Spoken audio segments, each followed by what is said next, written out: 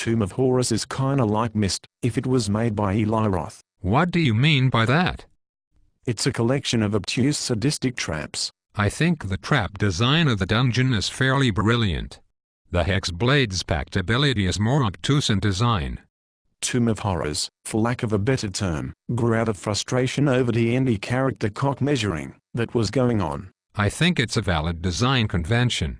At the end of the day, the point of Tomb of Horrors is about demonstrating how the characters are not as important as the players, because that's what the intent of the design is.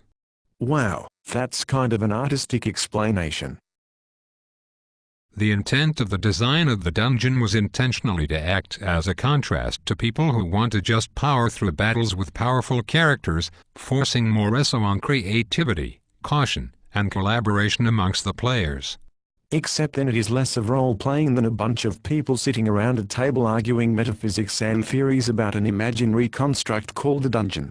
I think that is a flawed philosophy of Gygax, that the response to players obsessing over their well-groomed and powerful characters was to create a scenario that essentially made the characters helpless, except through the cognitive ability of their player. How is that a flawed philosophy?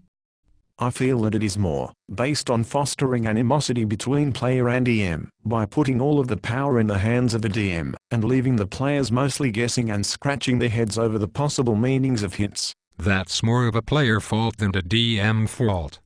But the problem with player skill as I see it is, that focusing on the metagame cognitive ability of the player removes the game from role-playing. That's reliant on player skill. In-character knowledge gained beyond player skill is just as metagaming as vice versa, one could argue. In-character knowledge gained through the process of the rules can't be metagaming.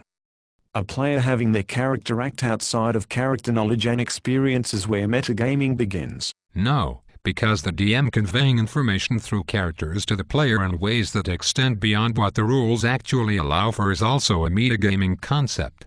Like what I was doing. Furthermore, the argument that metagaming doesn't exist or occur in any form in things like D&D is hard to make, though that's not what you're arguing. True, but from the DM, sometimes it's necessary to keep the players having fun, and moving in some direction, not necessarily forward. Right. But even then you are employing metagaming. So I don't see what the problem is.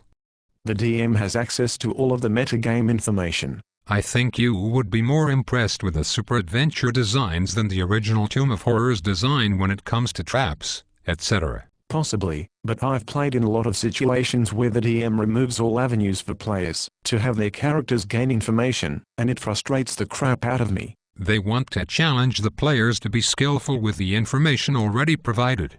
Or at least attempt to a notable level before leads are provided. True, but there's more to the game than the player, and the more the player has to rely on their own interpretation of the situation they need to think about how their character is doing. I get what you are saying. But that is a player fault. Technically. I think, last night, putting the Spawny one's frustration aside, his character leaving the rest of the party to die, is as valid a reaction to the situation as going through the puzzles. But then you get into the concept of how a player is able to consistently maintain a perspective in relation to their character at all times, including differentiations in mental/physical/social capacities is something that is extremely hard for any player to do.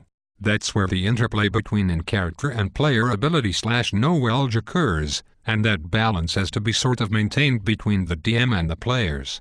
And, I agree, regarding Spoony One's reactions to the puzzles, and how his character could have responded. True, it is, but that's part of why there are rules, and how the player and DM interpret the rules. But here's the point. This is why I don't have a problem with this dungeon being as focused on player knowledge and skill.